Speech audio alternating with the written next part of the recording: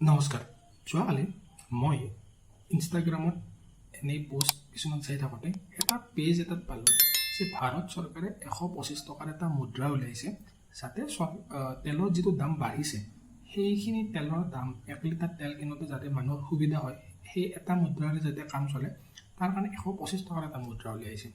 নিউজটো শুনি মই অলপমান চক খালোঁ, কাৰণ 10 টকাৰ এতিয়া মুদ্ৰা আছে, তাৰ পৰা ডাইৰেক্ট 125 টকাৰ মুদ্ৰা এইটো ইন জেনেৰেল গভৰ্ণমেণ্টে কৰিব নালাগে। সেইকাৰণে মই কি কৰিলোঁ, মই গ'লোঁ আমাৰ গুৰুদেৱ google.com-ত। চ' google.com-ত চাৰ্চ কৰিলোঁ যে কাহিনীটো কি। তাৰ পৰা মই গম পালোঁ এইটো এটা স্মাৰক মুদ্ৰা। এতিয়া স্মাৰক মুদ্ৰা মানে কি, তো তাৰ বিষয়ে অলপ কিবা এটা কথা এটা গম পালোঁ, যিটো মই আপোনাৰ লগত আজি ডিছকাশ্যন কৰিব ওলাইছোঁ। যিখন দেশত মানে কেন্দ্ৰীয় চৰকাৰ আছে, তেওঁলোকে বা দেশৰ যিটো কেন্দ্ৰীয় বেংক, আমাৰ ক্ষেত্ৰত ৰিজাৰ্ভ বেংক, বা সেইখন দেশত যদি কোনো ৰজা ৰাণী আছে, তেওঁলোকে যিটো ডিক্লেয়াৰ কৰে পইচা, সেইটোক কয় আপোনাক ফিয়েট মানি বুলি। মানে আমাৰ দেশৰ ক্ষেত্ৰত, আমাৰ দেশত যদি ৰিজাৰ্ভ বেংকে কিবা এটা ডিক্লেয়াৰ কৰে বা চেণ্ট্ৰেল বেংকে ডিক্লেয়াৰ কৰে, তো তেওঁলোকে ডিক্লেয়াৰ কৰিব পাৰে যে এইখিনি বস্তু আমাৰ ফিয়েট মানি হ'ব। আমাৰ যিবোৰ নোট চলে দেশত চলাৰ কাৰণে, সেইবোৰ নোট হওক, যিবোৰ মুদ্ৰা চলে সেইবোৰ হওক, বা এই 125 টকাৰ মুদ্ৰাটো হওক, সেইবোৰ হ'ল ফিয়েট মানি।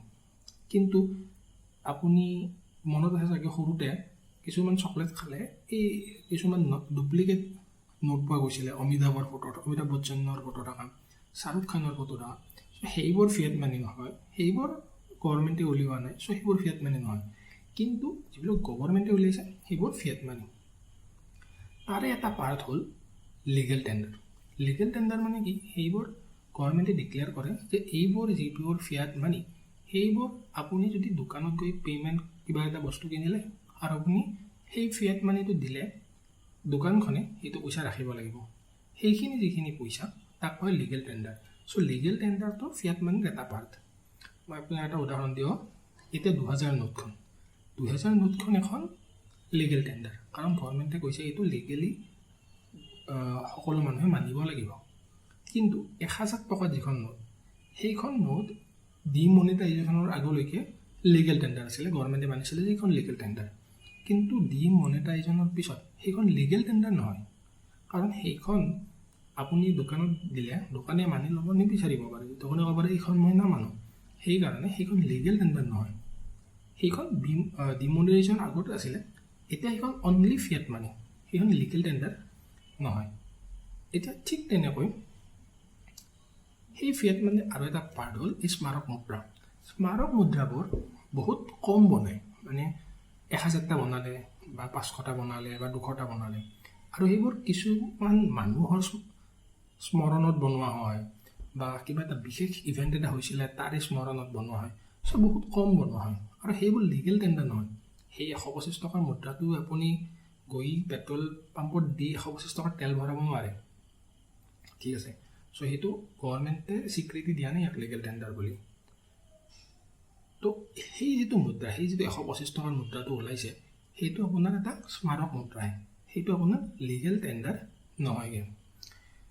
এতিয়া কথা হ'ল, তাৰ লগত মই আপোনাক আৰু এটা কথা ক'ব বিচাৰোঁ। মই যিটো লিগেল টেণ্ডাৰ কৈ আছোঁ, বহুত ক্ষেত্ৰত কি হয় মই লক্ষ্য কৰিছোঁ, 10 টকাৰ কইন দিলে আপুনি ৰিক্সাত বা দোকানত বিশেষ কৰি 10 টকাৰ কইন দিলে বহুতে কয় যে নাই আমি কইন নাৰাখোঁ 10 টকাৰ। সেইটো একচুৱেলি কোনো দোকানে কৰিব নোৱাৰে নিয়মমতে।